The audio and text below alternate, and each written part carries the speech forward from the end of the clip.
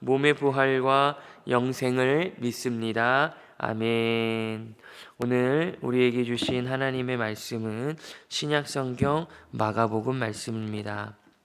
마가복음 11장 26절부터 12절부터 26절까지의 말씀입니다. 신약성경 마가복음 11장 12절에서부터 26절까지의 말씀, 우리 한 절씩 교독하시고 24절과 25절을 함께 읽도록 하겠습니다. 12절 말씀 제가 먼저 읽습니다. 이튿날 그들이 베다니에서 나왔을 때에 예수께서 시장하신지라.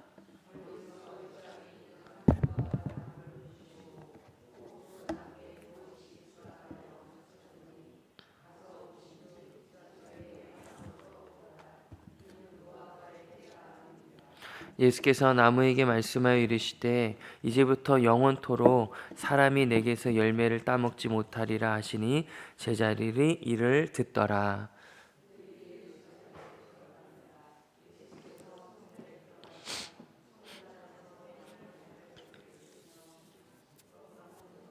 상과 비둘기 파는 자들의 의자를 둘러보시며 아무나 물건을 가지고 성전 안으로 지나다님을 허락하지 아니하시고 이하르쳐 이르시되 기록된 바 내 집은 만민이 기도하는 집이라 칭함을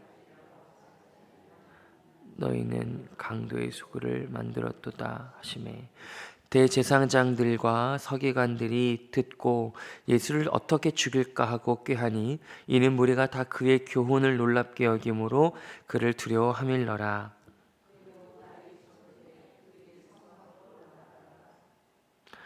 그들이 아침에 지나갈 때에 무화과 나무가 뿌리째 마른 것을 보고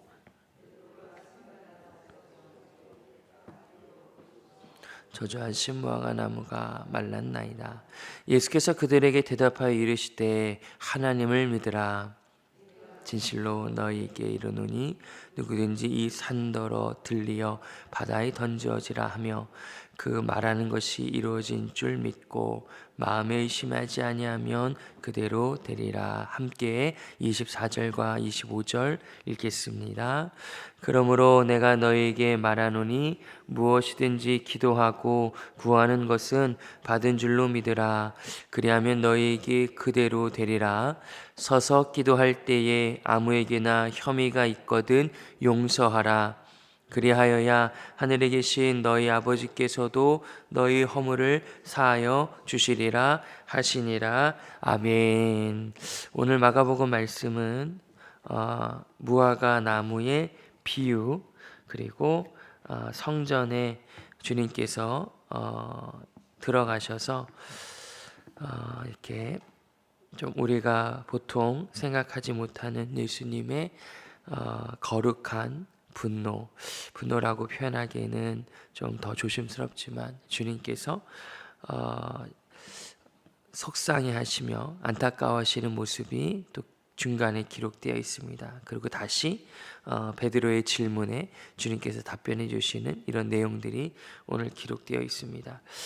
오늘 12절 말씀에 보니까 이튿날 그들이 베다니에서 나왔을 때에 예수께서 시장하신지라 이렇게 기록합니다. 이 말씀은 기본적으로 이 땅에 오신 하나님이신 우리 주님께서 사람의 몸으로 오셨다라는 것을 우리들에게 다시 한번 강조하고 계십니다. 하나님의 아들이셔서 하나님의 영광, 하나님의 그 창조와 구원의 능력이 동등하신 예수 그리스도께서 이 땅에 오실 때에 우리를 구원하시기 위해서 우리와 같은 모습으로 오셨고, 그분은 참 사람으로 이 땅에 오셨고 그 사역을 감당하셨다라는 것을 우리가 기억할 수 있습니다. 그래서 오늘 예수께서 시장하신지라, 이제 배가 고프셨던 거죠. 예수님께서는 또 피곤하셨다라는 표현도 있고 또 슬퍼하셨다라는 표현도 있고, 복음서에서는 계속해서 우리 주님께서 이 땅에 오실 때에 그냥 속임수, 누군가 말하는 어떤 신비로운 이런 현상으로만, 영적으로만 이 땅에 오셨다라고 주장하는 것과는 다르게 그분은 이 땅에 오실 때 사람으로 정말로 우리와 같은 몸과 우리의 몸 같은 상태로 이 땅에 오셨다는 걸 기억합니다. 그런데 단순히 12절에 예수께서 시장하셨다라고 이렇게 기록함으로써 주님께서 단순히 식사를 못 하셨다 정도로 어떤 것을 의미하진 않을 거라고 생각됩니다. 예수님께서 복음서 다른 데 보니까 내 양식은 나의 식사는 나의 몸과 마음을 채우는 것은 하나님의 일을 감당하는 것, 주님의 말씀에 순종하는 것이다, 이런 말씀을 하신 것을 기억합니다. 이 12절에 예수께서 시장하셨다라는 것은 아마도 그런 의미를 포함하지 않는가 싶습니다. 오늘 13절부터 14절까지 보니까 예수님께서 멀리서 잎사귀가 있는 무화과 나무를 보시고 이제 말씀하십니다. 하지만 그 때가 아니었다 이렇게 기록하는데 14절에 이렇게 말씀하시는 것을 기억합니다. 14절 말씀을 함께 보겠습니다. 시작. 예수께서 나무에게 말씀하여 이르시되 이제부터 영원토록 사람이 내게서 열매를 따먹지 못하리라 하시니 제자들이 이를 듣더라. 아멘. 예수님께서 시장하셔서 무화과 나무를 봤는데 그 때가 아니어서 잎사귀 외에는 아무것도 없었다라고 13절에 기록합니다. 그러자 그것을 보시고 예수님께서 네가 영원토록 사람이 내게서 열매를 따먹지 못하리라 이렇게 말씀하십니다.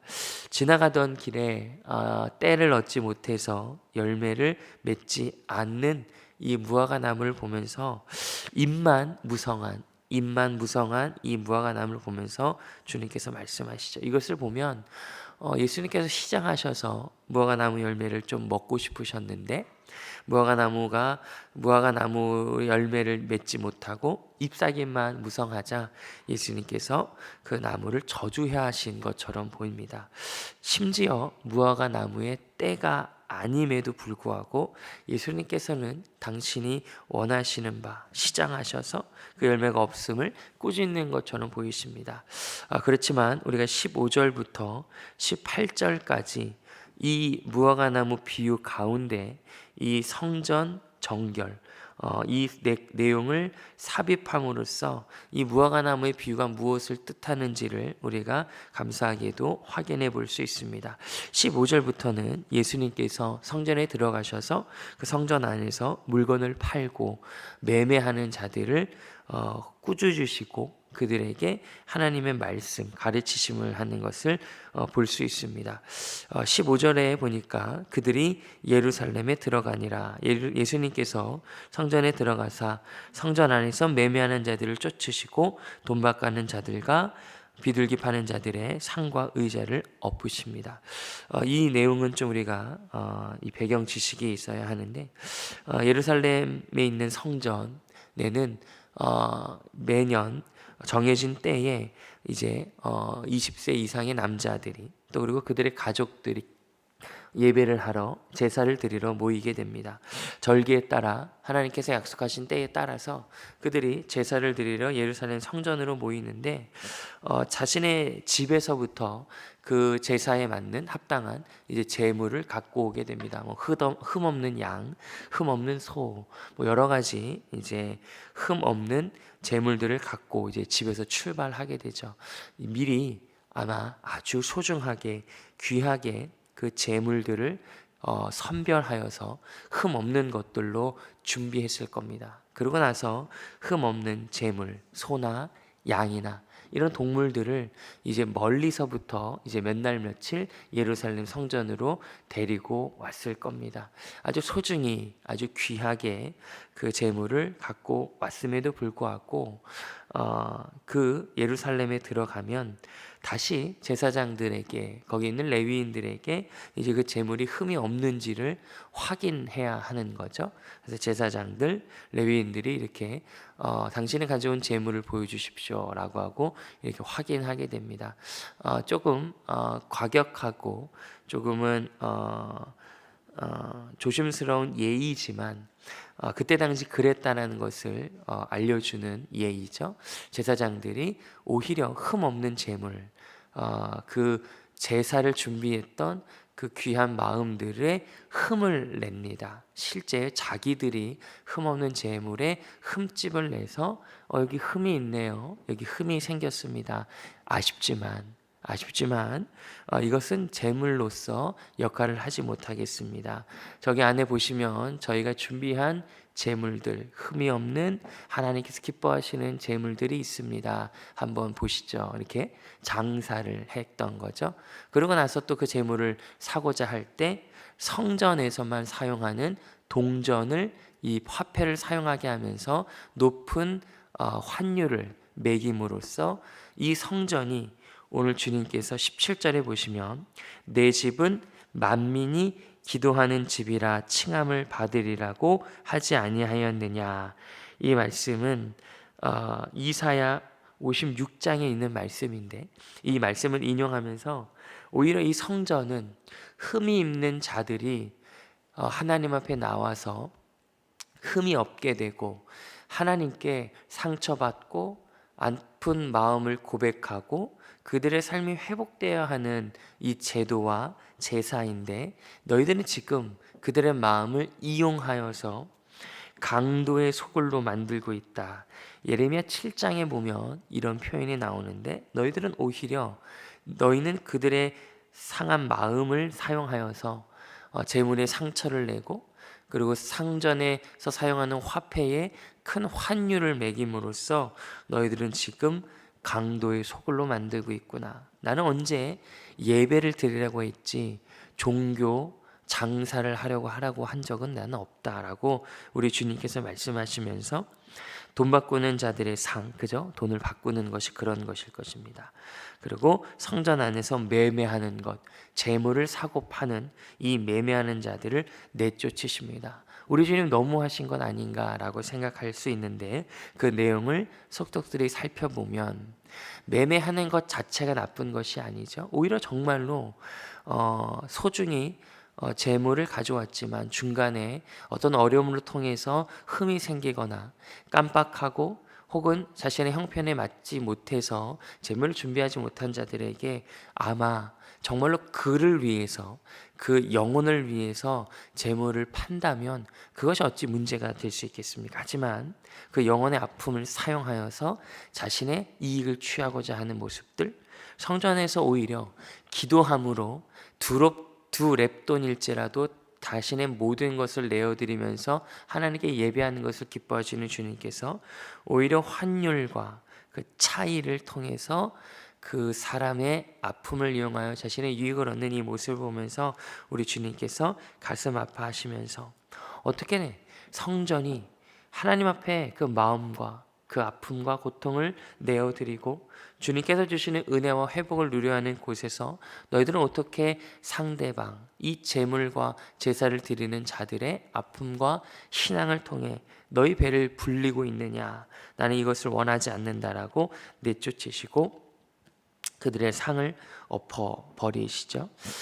이 모습을 우리가 다시 한번 오늘 앞에서 읽었던 12절부터 14절의 무화과 나무의 비유를 좀 살펴보기를 원합니다. 이미 예수님께서, 성전의 주인이신 예수님께서 성전에 들어오셨습니다.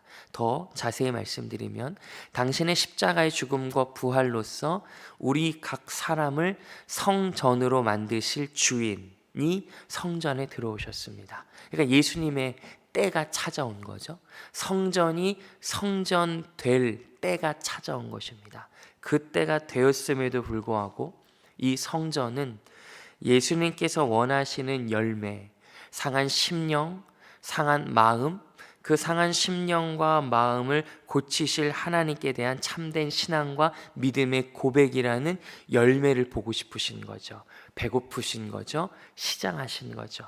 이미 예수께서 오심으로 때가 되었음에도 불구하고 그 성전은 잎사귀만 무풍성하고 잎사귀만 무성하고 예수께서 원하시는 그 열매를 맺지 못하고 있는 것이죠.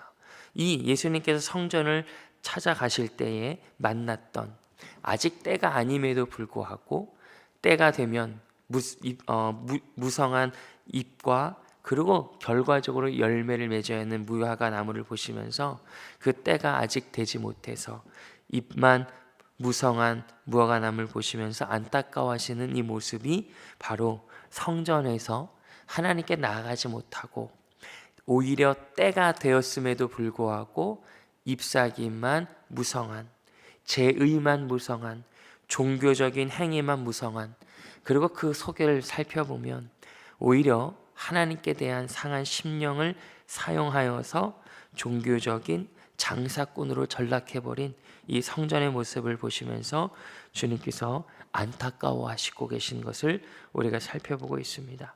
이후에 19절에 날이 저물매 그들이 성 밖으로 나갔다 이렇게 표현하고 있고 20절부터 쭉 베드로의 질문을 통해서 주님께서 예수 그리스도께서 이 무화과 나무의 비유와 성전의 사역들 이 사건들을 주님께서 다시 한번 말씀해 주십니다. 놀라운 것은 23절에 보니까 이런 말씀을 24절 이렇게 주님께서 말씀하십니다. 23절과 24절 말씀을 함께 읽어보겠습니다. 시작. 내가 진실로 너희에게 이르노니 누구든지 이 산더러 들리어 바다에 던져지라 하며 그 말한 것이 이루어질 줄 믿고 마음에 의심하지 아니하면 그대로 되리라. 그러므로 내가 너희에게 말하노니 무엇이든지 기도하고 구하는 것은 받은 줄로 믿으라. 그리하면 너희에게 그대로 되리라. 아멘. 23절과 24절 그리고 읽진 않았지만 25절까지는 기도에 대한 내용으로 우리 주님께서 이 사건과 이 비유를 마치고 계십니다. 잎만 무성한 잎으로 열매를 대신하고자 했던 그 이스라엘 백성들과 그리고 지금도 여전히 때가 되었음에도 불구하고 예수님께서 이 땅에 오셔서 성전의 왕으로서 성전의 주인으로서 그 십자가에서 당신을 헐고 그리고 성전을 다시 세움으로써 오직 하나님의 영광 예수의 말씀 성령의 충만함이 거할 수 있는 성전으로서 우리를 회복시키신 이 때가 왔음에도 불구하고 우리도 여전히 이 이스라엘 백성들처럼 신앙이라는 이름, 믿음, 기도, 예배, 사역이라는 이 여러 가지 푸르른 잎만 내고 정말로 주님께서 원하시는 그 상한 심령, 순종함, 주님께서 기뻐하시는 주님을 배부르게 하는 주님을 기쁨과 만족으로 배부르게 하는 열매들이 없다면 오늘 이 말씀 앞에 우리가 겸허히 서야 한다고 말씀하십니다. 교묘하게 눈에 보이는 신앙의 모습들로서 주님께서 원하시는 열매를 맺지 않는 것을 그저 괜찮다라고 생각하는 우리들의 모습이 있다면 주님께서 기도함으로써 그런 모습들을 바다에 던져버려야 된다고 말씀하십니다. 실제 순종을 열매를 맺지 않고 순종이라는 개념을 말함으로써 우리는 자꾸만 뒤로 도망치고 주님을 속이는 나조차 속이는 그런 모습이 그런 산이 우리에게 있다라는 거죠. 그 산을 던질 수 있는 유일한 방법은 오늘 예수님께서 내 집인 만민이 기도하는 집이라 말씀하셨던 것처럼 기도라는 것입니다. 우리는 이로 말할 수 없는 이스라엘 백성들이 지금 저지르고 있는 실수를 우리도 많이 저지르고 있다는 것을 스스로 알 수 있습니다. 푸르른 잎사귀로 많은 잎으로 마치 당연히 나는 열매를 맺고 있다. 나는 열매를 맺을 것이다 라고 생각하는 우리들의 모습 우리들의 그러한 비겁한 마음에 주님께서 일침을 가하십니다. 이미 때는 이르렀고 잎으로 열매를 대신할 수 없다라고 주님께서 말씀하십니다. 오늘 기도하실 때에 잎으로 열매를 대신하고자 싶은 우리들의 마음을 그 산을 바다에 던지라라고 주님께서 말씀하십니다. 주님, 저는 사랑을 말하지만 사랑으로 사역한다고 말하지만 실제 제 마음에 사랑이 없습니다.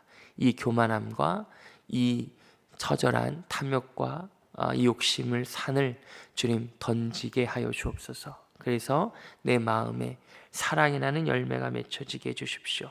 수많은 산들이 우리 안에 있음을 기억합니다. 이 산들을 주님 앞에 그 은혜와 사랑과 주님의 인도하심을 하는 바다에 던져버리십시오. 그리고 잎만 무성한 삶이 아니라 잎이 많지 않을지라도, 오히려 잎이 다 떨어질지라도 단 하나의 열매가 맺힐 수 있다면 우리는 그러한 삶을 선택해야 하겠습니다. 오늘 주님 앞에 나와 기도하실 때에 오늘 이 본문의 말씀을 기억하시고 우리 눈앞에 있는 잎만 무성한, 잎으로 열매를 대신하고자 하는 큰 산들을 바다에 던지시고 주님 앞에서 우리가 맺어야 하는 아름다운 열매를 맺기를 또한 결단하시고, 주님께서 우리들의 삶을 보시면서 내가 먹지 않아도 내가 배부르다라고 말씀하시는 그 놀라운 은혜와 소망의 삶이 우리 가운데 오늘 이 하루와 우리의 삶 속에 펼쳐지기를 우리 주 예수님의 이름으로 소망하고 축복합니다. 기도하시겠습니다. 하나님 아버지 감사합니다. 우리는 때를 맞이했습니다. 예수께서 이 땅에 오셨고 주님께서 십자가를 지셨고 부활하셨습니다. 주님께서는 하늘로 올라가셨고 그 영이신 성령께서 우리 가운데 계십니다. 하나님께서 계신 곳이 성전임을 고백합니다. 우리의 삶이 성전일진데 예배와 찬송과 믿음과 신앙과 사랑과 온유와 자비와 오래 참음과 충성과 절제와 그 놀라운 아름다운 열매가 우리 인생 가운데 맺혀지게 하여 주옵소서. 2% 열매를 대신하려는 어리석은 그 산을 바다에 멀리 던질 수 있도록 우리에게 힘과 용기를 허락하여 주옵소서. 예수님의 이름으로 기도합니다.